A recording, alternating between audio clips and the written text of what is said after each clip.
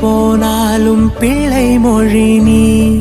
சிமிட்டும் கண்ண பார்க்க கொடுத்து வச்சனாஹோ, எனக்கு தந்த வாழ்க்கை உனக்கு மட்டும்தாஹோ.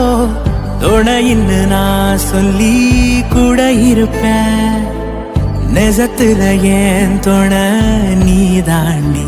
அழகு பூதாண்டி ஏன் ராசாத்தி.